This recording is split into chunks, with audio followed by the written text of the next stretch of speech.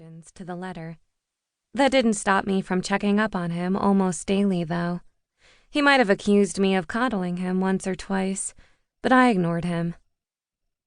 When Jackson led us into the apartment, a delectably sweet yet spicy scent assaulted us, and he turned to me with a confused look. Liam knows we already ate dinner, right?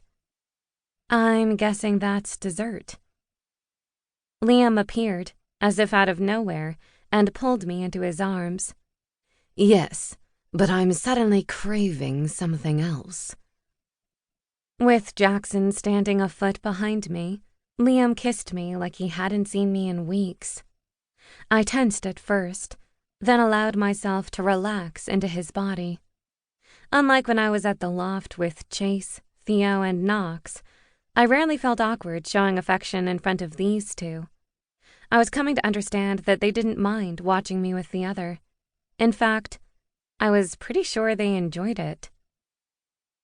When Liam finally pulled back, he grinned at me, then Jackson. How about a hello kiss, Jax? Only Haley is allowed to touch these lips. My cheeks heated, even though it made no sense. I just made out with Liam right in front of him, but hearing Jackson openly talk about our relationship still made me jittery. No matter how open-minded I was trying to be about this whole sharing Haley thing, I constantly felt like I was drifting through untested waters. What did you make for dessert? Yeah, I was not above changing the subject. It smells delicious. I tried a new recipe, chocolate ginger cake with bourbon sauce. Liam dished us each a slice of cake and topped it with a scoop of vanilla ice cream.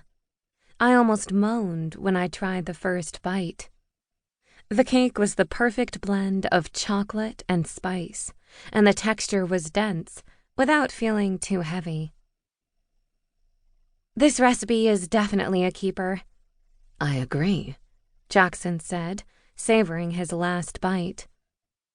I noticed chocolate sauce in the corner of his mouth, and without thinking, I leaned over and licked it off. Jackson froze, and I sat back, stunned at my rash behavior. It took everything in me not to hide my face in my hands. What had gotten into me? When no one said anything, I returned to my dessert and took a hefty bite, like nothing had happened. Liam, who was watching me with a mischievous grin, swiped a finger through the remaining sauce on his plate, then stretched his arm across the table, holding it before my lips. Well? He asked expectantly. 1 second, then 2 passed as he stared into my eyes, daring me. Unwilling to back down now, I drew his finger into my mouth and slowly swirled my tongue around it before lightly sucking. Liam's gray eyes darkened to steel, and I retreated, feeling way too hot and bothered. Jackson cleared his throat and stood. Okay, who's up for a movie? I followed him into the kitchen, grateful for the reprieve. I vote for an action movie. The last thing I needed was to watch any remotely sexual scenes while surrounded by these two. While Liam scrolled through an endless online library, looking for a movie to rent, I asked Jackson for an update on the Zenith internal corruption.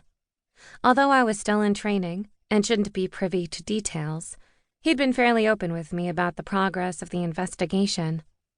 Considering I'd ended up hearing much of the story directly from Ethan in the hospital that day, he'd probably decided it wasn't worth the argument to keep me out of it.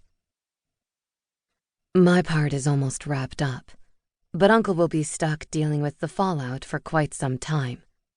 There are still more interviews to conduct, since the directors have decided to speak to every employee who came into contact with the elites in the last few years. I'm just glad they assigned a new task force to handle it. Otherwise, I'd be pulling my hair out from having to deal with the bureaucracy of it all. I'm sure you'll be happy to take back all of your duties. Between Jackson's role in the investigation